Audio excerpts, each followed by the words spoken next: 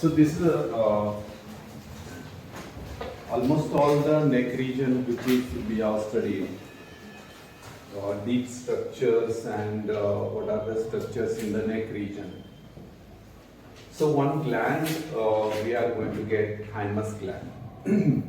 Or clinically very important, you should have this knowledge of the thymus. Okay. So this is the one thymus gland. As you are going to get the location, it is one of the lymphoid organ. See, in our body, we are going to have the different lymphatic organ, lymphoid organ. Largest lymphoid organ is spleen. Then we have the lymphatic system, lymph nodes, lymph vessels, and this one gland is the thymus gland. So this is exactly where it is situated that we are going to study. And it looks like as it is a thyroid, but should not be confused with the thyroid. Even this gland also it is situated in the neck region. Okay. So we are going to study thymus under the following head. That is what is the introduction? I have told introduction is that it is one of the lymphoid organ. Then second, we are going to study the location, age changes. This gland having the important age related changes. Because we don't have any glands age changes. But only this is the one which is where we are going to study the age changes, and why it is important you are going to understand afterwards. Then weight you are going to study, and general features we are going to get blood supply and nerve supply. We are going to study structure, functions, what is the function of this gland, then clinical anatomy. So under these all heads we are going to deal. So these all 10, how we have studied the thyroid, parathyroid. So like that we are going to study this under the head, that is 10 heads we are going to deal.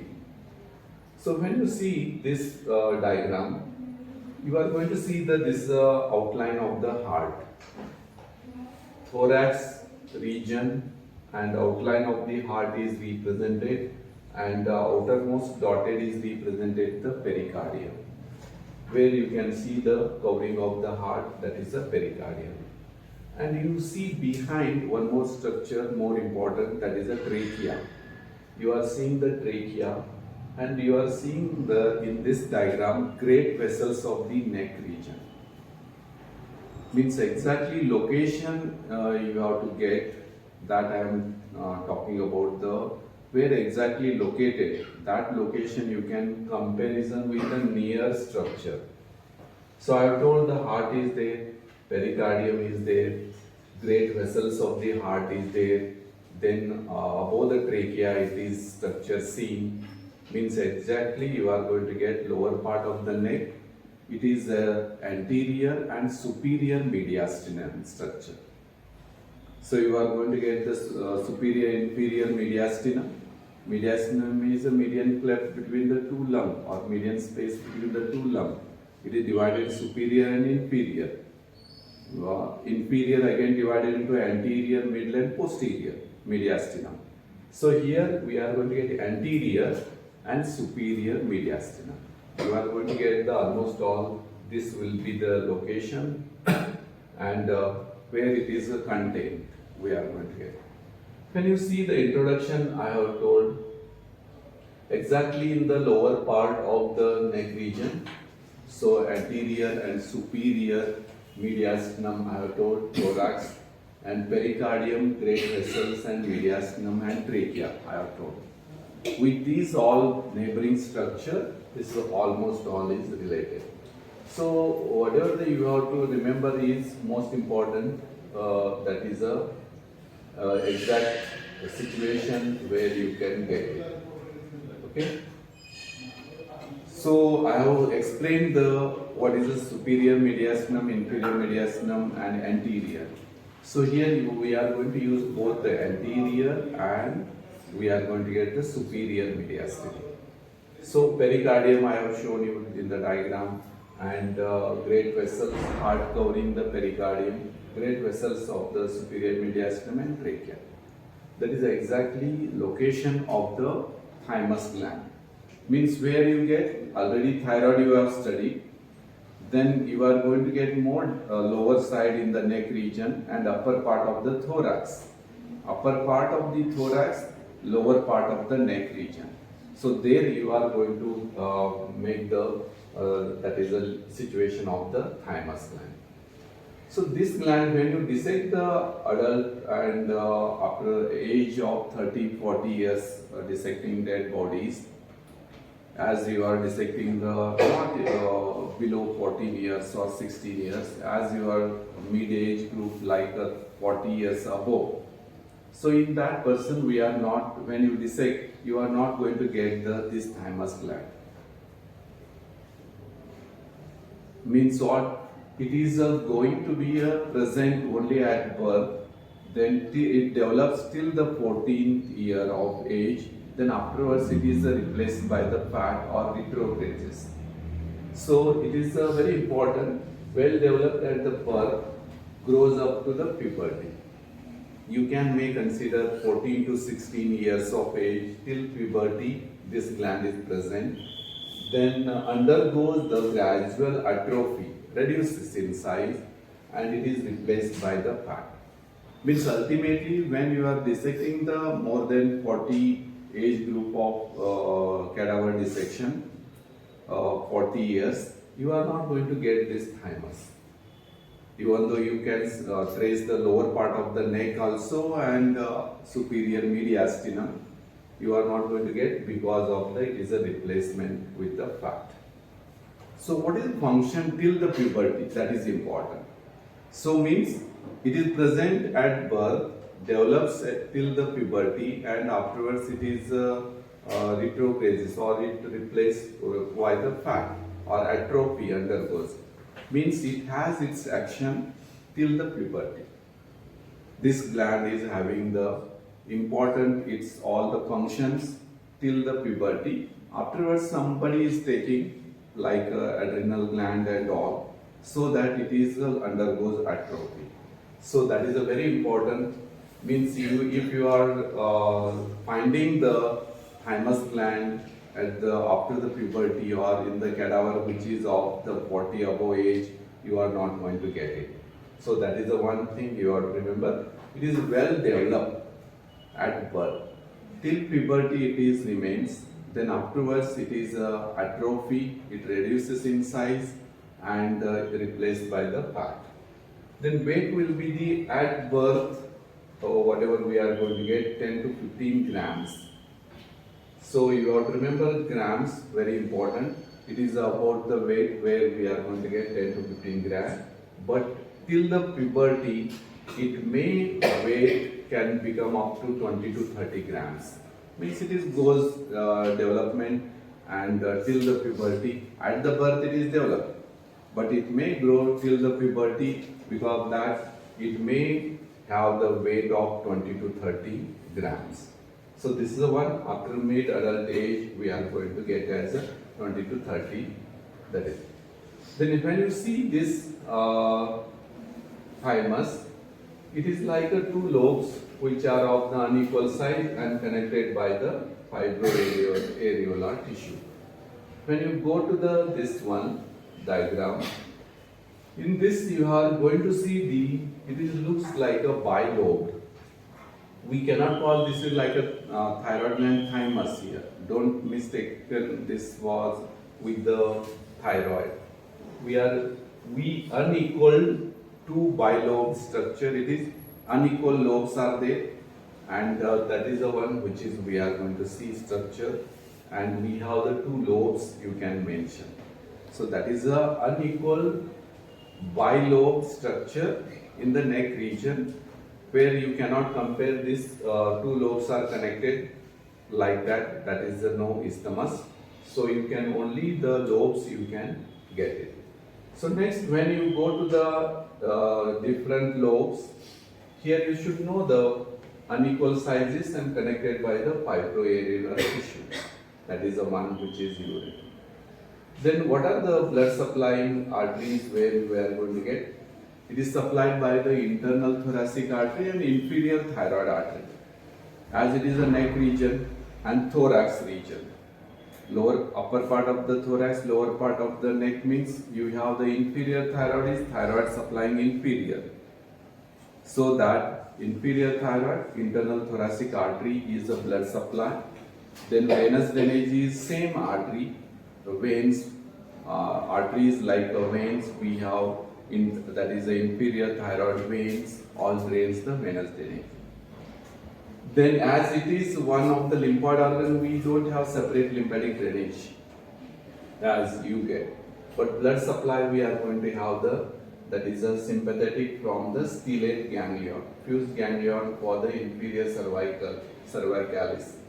So we have one structure where you are going to see in the neck and study ansa cervicalis, nerve loop. So you have to remember this is supplied by the sympathetic from the stellate ganglion, that is a vasomotor in function, that is a nerve supply. So we have come across the blood supply, venous drainage and nerve supply of the gland. Next, going to the other part, when we see the structure of the gland, so as we are going to capsule of thymus is also having supplied by the phrenic nerve. Thymus is covering, which is having, we call as a capsule. Then again we have cortex and medulla structure. So that we are going to study in the structure, and that is supplied by the phrenic nerve. So I have told endodermal in nature, that is developmental, ventral part of the third pharyngeal pouch. This is you are going to study in the embryology, development structures, development or organ development. And there you have to remember it is develops from the third pharyngeal pouch, and we are going to get the endodermal. We have the ectoderm, endoderm, mesoderm.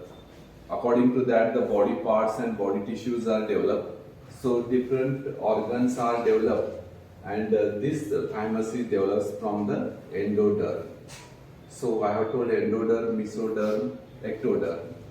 So what is this when body is developing? All these three you have to know, but it is a pharyngeal arch, which is third pharyngeal arch, and endodermal in nature.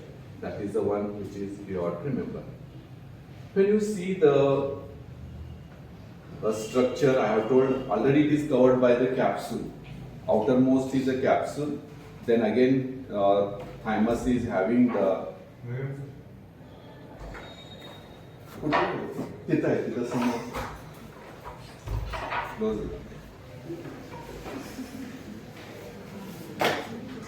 So in this structure I am talking, that is the outermost is a capsule, and we have the next is we get the cortex and medulla. It is made up of like a cortex and medulla. Outer covering capsule, each lobule consists of outer cortex and inner medulla. That is a structure. Then what is cortex? It is an aggregation of T lymphocytes. You are going to see the lymphocyte types of lymphocyte, WBCs you have studied. In that we have the T lymphocytes, and medulla we have the less number of lymphocytes, and Hessel corpuscles. This relates to the lymphatic system. So you have to remember cortex is aggregation of the T lymphocyte. Then lesser lymphocytes which are found in the medulla of the thymus gland. So this is the one which is structure you have to explain. When we go to the function, I have told you have to just keep in your mind, at the pubertal age it is there, then what it is doing till the 16 to 18 years of age it is remains, but what it is doing, its function, very important, control the lymphopoiesis, process of or genesis or formation of lymphocytes in our body. Because it is a lymphoid organ, spleen is also lymphatic organ which is connected to the blood vascular system. Here we are thymus is we are calling lymphoid organ. So first main function controls the hemopoiesis, that is the lymphopoiesis. How you get the hemopoiesis? It is a process of formation of RBC. Complete development of RBC is hemopoiesis. Here you have the lymphopoiesis, and it is helps for the fighting against the antigens. Peripheral lymphoid tissue development, it helps. Means what? Lymph nodes are there, lymphatics are there, and all the peripheral, even tonsil. Tonsil is also a lymphoid organ which is situated. These all organs development is by the thymus. So that it controls the peripheral, means you have the lymph nodes, lymphatics, and the tonsils, almost all. Even you have the in the intestine Peyer's patches. All this is relates to the lymphatic system. So this all peripheral lymphoid tissue are developed by the, that is by the thymus. And the cortex control the autoimmunity. Your body immunity, autoimmunity is developed because of the thymus gland, because T and B lymphocyte, they are the fighters. Okay, immunity almost all depends upon the T lymphocytes we are going to get. So here lymphocytes of the cortex control the autoimmunity. Your body autoimmune, whatever your body self immunity develops in your body, that all will be the immunities by the, that is the thymus. Then medulla secretes the lymphopoietin. Lymphopoietin, how? Erythropoietin. Erythropoietin helps for the erythropoiesis. Lymphopoietin, which is helps for the lymphopoiesis. So this is a simple concept you have to apply here. Lymphocytes in all regions, which stimulates the production of lymphocytes. And it also helps for the competence inducing factor responsible for the lymphocytes when acting on the antigen. When antigen is a foreign body or organism or the virus or the bacteria inside the body, so it will helps to, which is responsible for competence. It makes stimulation to act on those antigens which are there, or the foreign bodies or foreign material like organism. So that is we call as a competence inducing factor, which is responsible for the competency of the new lymphocytes to act on the antigen. You should know antibody and antigen. Antibody is a body produced against the antigen. So antigen is like a, it is a, which is a foreign or a bacteria, virus which is there, that we call as an antigen. So main functions you have to remember: controls the hemopoiesis, controls or helps for the peripheral lymphoid tissue development, and controls the autoimmunity. Then helps for the, that is the lymphopoietin helps for the lymphopoiesis, and it is a competence inducing factor for the new lymphocytes. These all four functions you have to remember in the, that is the thymus. So one function is what? Peripheral lymphoid tissue. See, once tonsil, lymph nodes, lymphatics all develops, then there is no work is remains relating the thymus. So this is the one method where it is atrophy undergoes this because after the puberty. Because almost all the tonsil and all lymphatic peripheral lymphatic organs are developed. So there is no again further development is remains, because those lymphatic organs like including we have the tonsil and lymph nodes and all, they will take their own functions. So that this thymus gland maybe it is disappears or the atrophy undergoes this after the pubertal age. Even it will, we are going to see that is it is made due to the taken by the adrenal cortex. Adrenal gland is in working, so that they will take the all care. So that time this thymus gland, it is undergoes atrophy. So that is the one very important you have to remember. So this is all about the you have to functions. Then what is the applied anatomy you are? When you see this diagram where you are going to see the, that is I have shown first diagram. Here also you can see the thymus gland, how it is represented. That is irregular lobes we are going to get, unequal bilobe structure where you can see heart and pericardium. Here we have the great vessels of the heart like a arch of aorta. We are going to get the branches, brachiocephalic. We are going to get the vein, and below we are going to get the trachea. This is the diagram.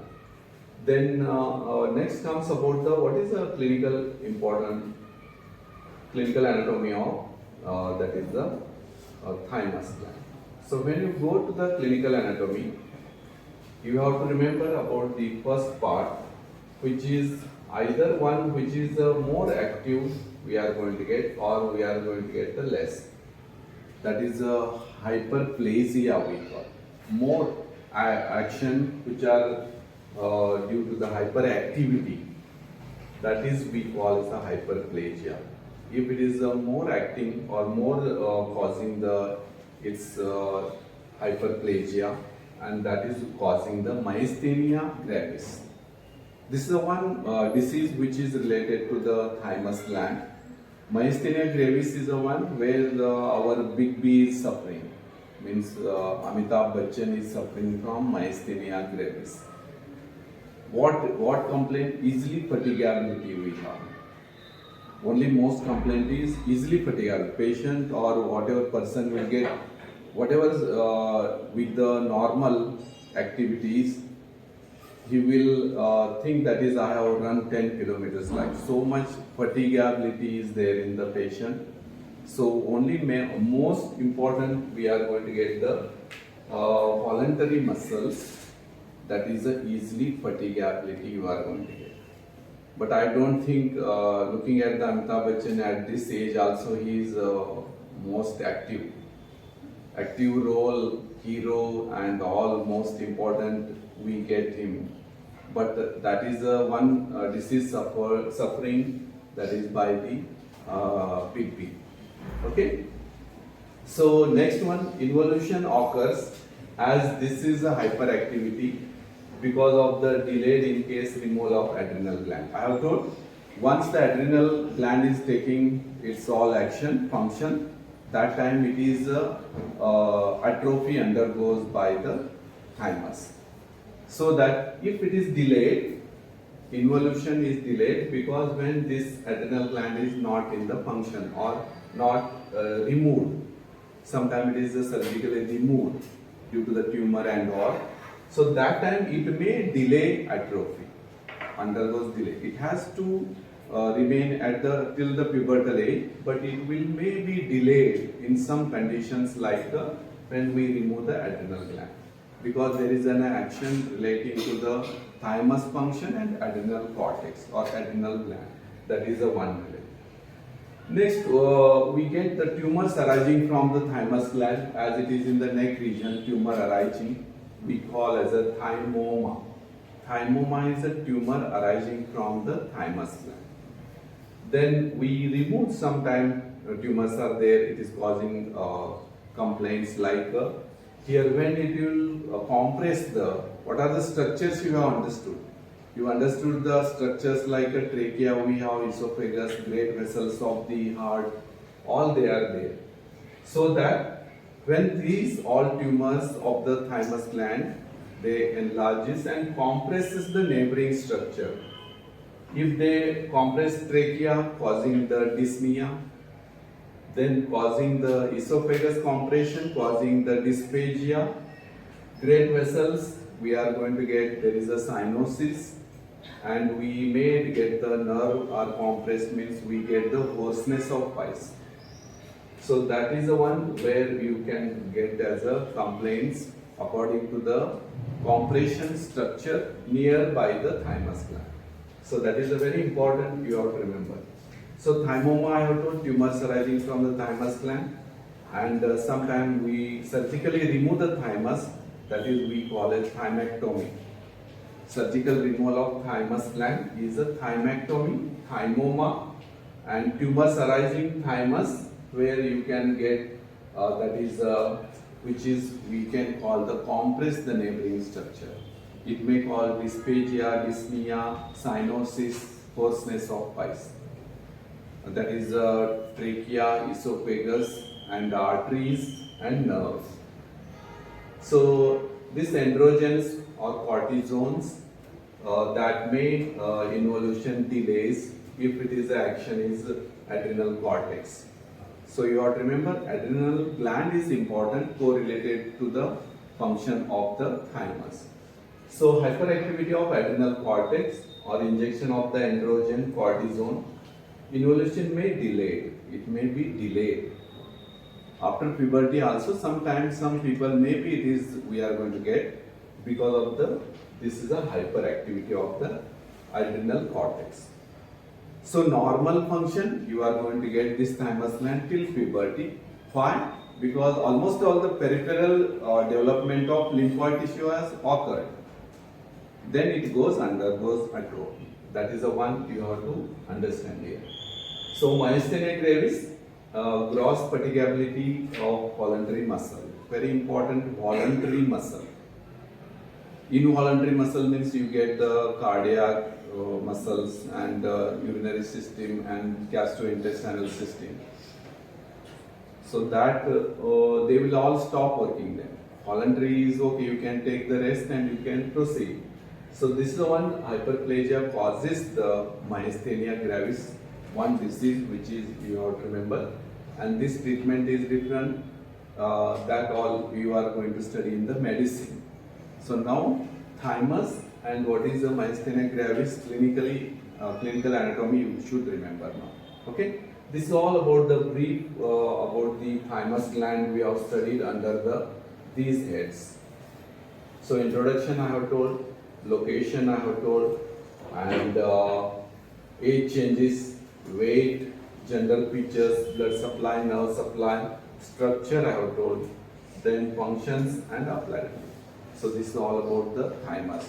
So this is one small gland which is you have to remember, and that is most important is our lymphatic organ development, lymphocyte, lymphopoietin, and our autoimmunity. So this is the one which is you have to remember for this is one which is thymus. Okay.